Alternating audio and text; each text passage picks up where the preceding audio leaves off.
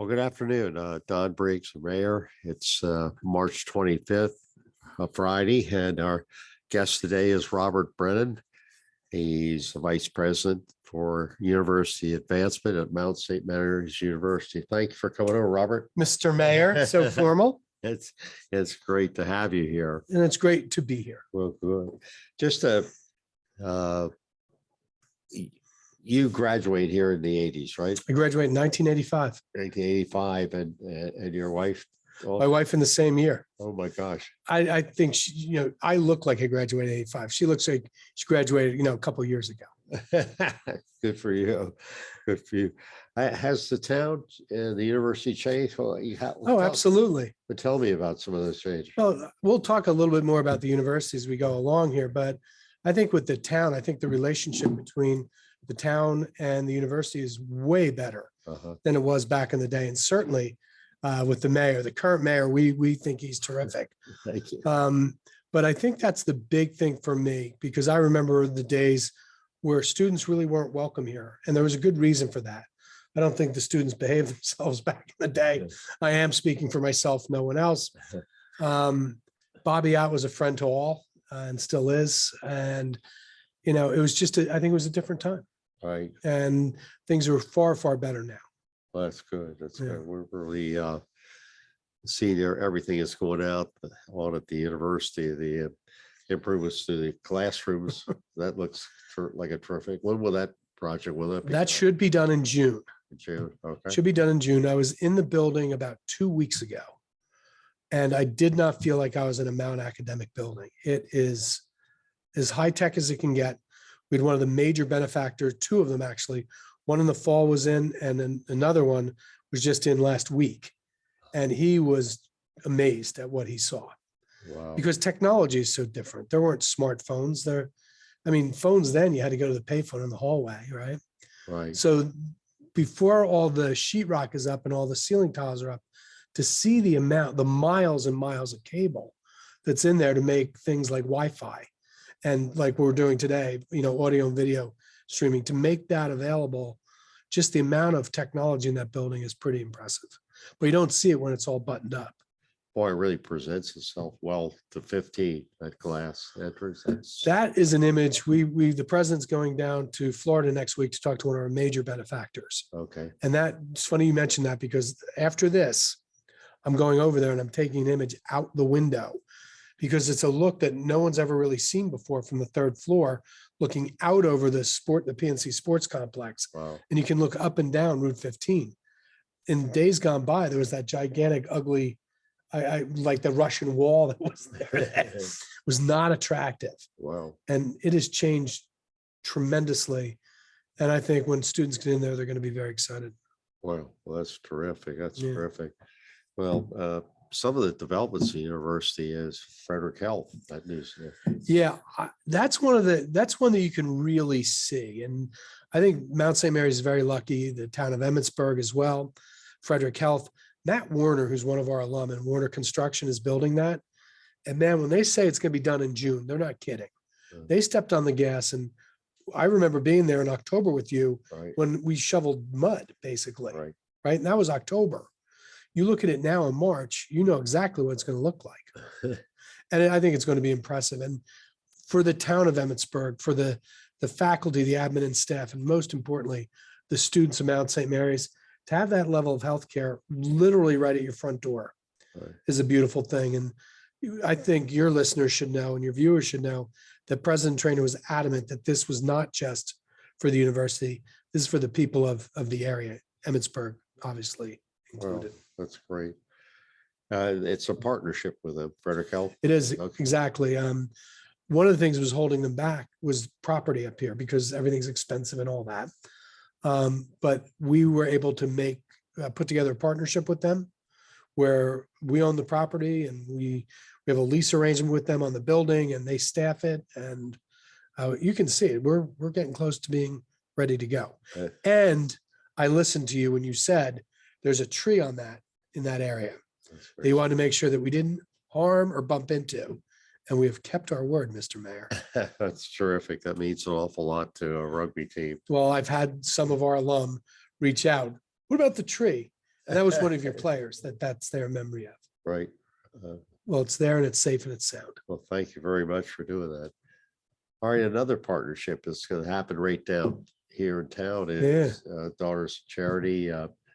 Could you tell us about that partnership? How long do we have to talk about this? Oh. Because this is one of those things that I think it was one of the great mistakes made by the Mount in the 70s when the Daughters, in the early 70s, first started to talk about closing St. Joseph's College. Right.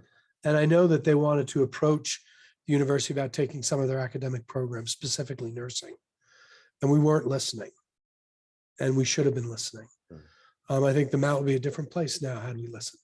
And as usual, I know in my life, both in the office and at home, women are usually right.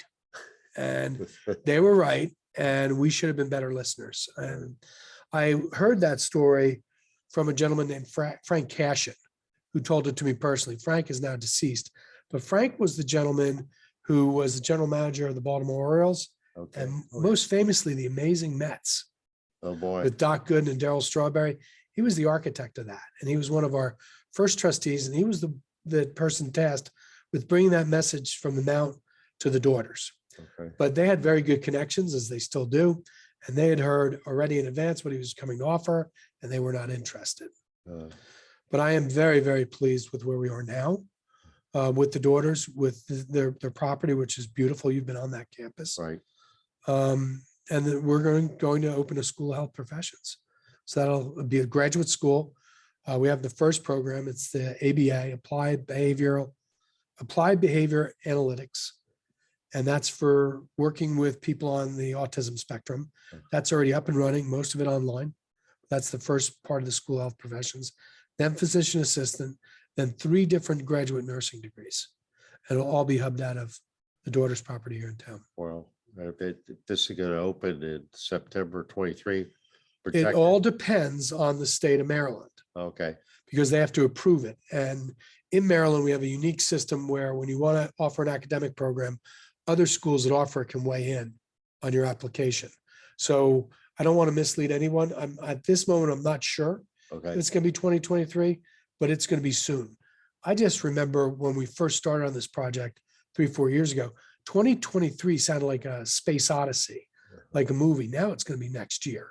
Right. So I don't know. I'm not sure right now, Okay. but we should know in a matter of weeks when this will happen. Well, that's terrific. And it depends on our ability to raise funds, of course. How many students will be over there? With the physician assistant, it's a cohort of 40. Okay. With the nursing programs, there'll be cohorts as well. I'm just not sure how many.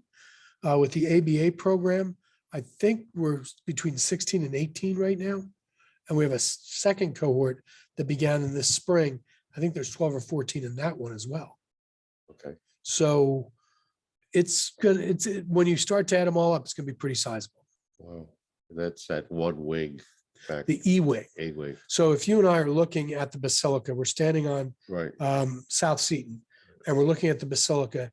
If you follow that line straight back, that's the wing, that's the E-wing, Okay. where we're going to be. And whenever we talk about this, we must mention Sister Teresa George with the Daughters, Okay. because she has been one of the driving forces making this a reality. Well, they're great history with hospitals and nursing. Well, and you also have one of your folks here in town is she's a hurricane. Yeah. And she runs, as you know, Seton Center. Right. So anything Sister Martha puts her mind to, it gets done. And I recall seeing you and she out at the groundbreaking for the Frederick Health facility. Right. And she's like, this is moving quick. What about the school of health professions? It takes a little bit more to get that done, but we're on our way. Wow. Well, I always like when you describe, we're a partnership with the town, and you don't use that word lightly when you use it. Frederick Health and then the Daughters of Charity, that we can really have a good relationship. Well, and I think we need to. I think the world functions on partnerships now. If you look at the crises in the world, it's people not working together. And Right. that has been a problem forever with mankind. Right. And if we've learned one thing, that we need each other. Right. And our goal, and it comes from President Trainer all the way down, Mount St. Mary's wants to be a great partner, not a good one, we want to be a great partner. That's good. Well, thank you. Thanks very Well, much. thank you. I mean, you're a driving force in all of this. You guys are great. All right, tell me about athletics. We hear more and more. We hear All right. every time you have a new NCAA team. Yeah, it's always something good. And just in like last week, with the ladies playing in the NCAA tournament, ladies basketball, and to repeat as conference champs when that team was really decimated by injury this year. I think they had more players not able to play than players able to play. We went into Raleigh last week with 7 healthy players. Wow. Went down big in the first quarter and lost by 4 to a very good team from Longwood. Yeah. You talk about heart. If anybody from the outside wants to know about Mount St. Mary's, all you have to do is look at that team. And that will tell you everything you need to know. Tough, gritty, unafraid, unapologetic. And if you punch them, they will punch you back twice as hard. And we couldn't be more proud of that team. Antoine, the head coach in his first year, and just what they're able to do and what the message they send is one that we just can't say it enough. They're amazing, as is all athletics. But we're growing big time in athletics. And it's intentional. I know. You're doing great. But And you probably have some questions about that as well. Because at first, everybody's saying, what are you doing? Former president wanted to look at athletics, was very concerned that it cost too much money. I was talking about, let's bring in consultant and look about going to Division III. I was like, Division III? Consultant was on board for about a month. He's like, Division III is not where we need to be. Division I's where we need to be. And we're too small in terms of numbers. Let's grow. And we started to grow. So that was done on purpose. The model works, but now we need bigger facilities. And thanks to 2 of our alum, John and Pat Rooney, have made significant contributions. We'll be opening the Rooney Athletic Performance, breaking ground on that, hopefully in the fall. and where will that be? That'll be right in front of the arc, right now where the current tennis courts are. Right. The first step in that was building new tennis courts behind Waldron Stadium Okay. so that we can pull up the existing ones and drop a 28,000 square foot building on it. That's terrific. Yeah. And will that be? For- That's for the neighborhood as well. That's where those that are members of the ARC will go to work out. That's where our students will work out. There'll be 2 or 3 athletic courts in there. I don't know about pickleball. We talked about pickleball recently. Yep. We're going to figure out a way to get pickleball on campus. Where, I don't know, but looking forward to it. Right. But athletics is not just about Division I. As you know, we have some pretty good club teams too. Absolutely. I've heard about your rugby team. Have you? It's always hard when I see you. I'm sometimes torn between Coach Briggs or Mayor Briggs. But as we've gotten to know each other more, and especially where we're sitting today, it's always Mayor Briggs. Oh, well, thank you. And we, as you know, we have a proud tradition of rugby at the Mount that you helped. I was a little bit of part of that too, but I don't think many people are proud of those days. Right. But when you For came sure. on, it started to really turn the corner. And they're having a tournament on campus tomorrow. Columbia University's got their teams coming. Virginia Tech, Maryland. I think Georgetown's at this one. Right. We've got teams from all over the place. It coming in. starts at about 9 o'clock in the morning. doesn't it? Starts at 9 o'clock in the morning. And also they have to share campus tomorrow with Accepted Students Day. We have almost 1,000 people coming in for our first Accepted Students Day. This rugby match will be able to back by Walters Stadium. It'll be on the the PNC side of campus, Right. not on Echo Field. Right. I understand your current coach is in Ireland recruiting. Our current coach, yes, who we both know, is in Ireland recruiting. I believe today's a travel day for him. I believe he's coming back because he's got a tournament to coach tomorrow. But also our current coach's son, someone who you know, Yeah. Tyler Miles, Right. is really doing a great job with our, there's 2 different forms of rugby. There's 15s, which is 50. We're not very bright, the rugby. 15s is 15 players on the field, and 7s is 7 players on a regular size rugby field. Oh, And that's what's going down tomorrow, is 7s tournament. well, sevens was yours in my sport, right? No, it wasn't. No, I look at it and just marvel how, and it's an Olympic sport, so people are starting to see it. I marvel at the condition that these guys have to be in because they're not playing one game a day or a weekend, right? Tomorrow, if we do well, we'll play 3 qualifying games in our bracket. Right. Then you go into the elimination round and you could play another 3 games. Wow. That's great. That's a lot of rugby. Now, granted, the games are only about 15 minutes long, but 15 minutes on a field that's 75 meters wide and 110 meters long. Like that's a little more walking than me and you are used to doing, I think. Tell me about your bowling team. Had a little bit of a setback this morning, but it's a double elimination. Okay. They're in their conference tournament. They beat yesterday. They beat Sacred Heart, I believe, yesterday. Okay. They beat Duquesne yesterday, lost to Sacred Heart today, have to beat LIU tomorrow to get to the finals on Sunday of the conference. They won it last year. They've qualified for both national tournaments, which is great. Last year, we're hoping they do the same this year. Oh, I didn't know Duquesne was there. Yeah, the NEC conference is one of the premier bowling conferences in the country. Okay. We found that out during our review of athletics. And here comes the bowling team. In our first year of bowlers are now seniors. Wow. 2 were named all conference yesterday. Aren't they ranked nationally or something? Yeah, they've been in the top 10 most of the year. Naturally. Division I. Division I top 10 bowling. Yeah, And they're another one. They're hard workers, and they have to go across campus to get the bus. Like I used to complain about carrying a baseball glove and a bat, right? They've got 2 or 3 bowling balls in their bowling bags when they're going. They're carrying some weight well, to get on the bus and get out of town and get to tournaments. that's phenomenal. Well, is there how many students are at the Mount right now? About 2,300 all in with the SEM grads and undergrad. And we also have, I don't know if you know this, and it really takes advantage of where we are. We have a great mountain biking team now. We only have 1 mountain biker on that team, Ian Schwing, but others are coming in, and he won a conference championship. Wow. In the fall. And what I like best about him, he fell in the last race and broke his collarbone, got up and finished the race. Oh.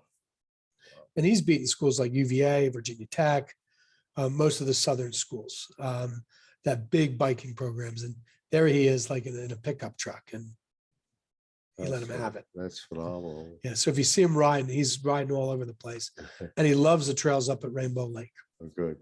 And we're hoping to have a summer camp this year for mountain bikers, and especially for people in the area. We are in the perfect spot for this. Please let them use our trails. They have to be careful during hunting season, he told me. Well, summer, you're in good shape. Yeah, you got to wear. Summer, he's in good shape. I haven't been up there with him yet, but hopefully I'll get my old self up on a bicycle and get up there. It's really a lot of good courses. Yeah.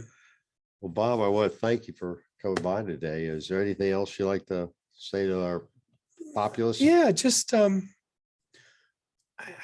want the people of Emmitsburg to think of the Mount as like an amenity of the area. We have folks that work for us that grew up here in town and always thought the Mount was like this like fortress up there, that it wasn't welcoming, and it is very welcoming. And we want the local people to use the Arc and work out there. We want them to come to games. If you don't know a darn thing about rugby, the best way to find out is just go and bring your kids and see what's happening on our campus. Go to basketball games, go to baseball games. As the weather gets warmer, and we hope someday it gets warmer, nothing beats sitting at Straw Stadium watching a baseball game. And it's not the crack of the bat anymore. It's the ping of the bat. Yeah. But I would love people to take advantage of it, especially those with families, Right. because it's either free or really inexpensive. Right. And what better way than to watch the Mount beat Georgetown, or the other day, watch the Mount beat Bucknell, or, good teams come in like rugby tomorrow. When was the last time anybody saw Columbia playing anything? And they're going to be here, or the Virginia Techs, or the the UVAs or the Georgetowns or the Marylands, they're here. The competition is great. Right. It's fun. And honestly, it doesn't really cost a lot, but kids just love it. And there's a really good chance they're going to get a t-shirt because we throw a lot of those out to the kids. So that is my message. Do not think of the Mount, just as the school up on the hill. Right. Think of it as being a great neighbor. If you're thinking to yourself, I've never been invited, formally right now and personally inviting you, come on up to the Mount. Well, thank you, Robert. I really appreciate having you on. Mr. Mayor, what a treat. Been good. What a Well, treat. good. Thank you, everybody. Thank you. Have a wonderful weekend.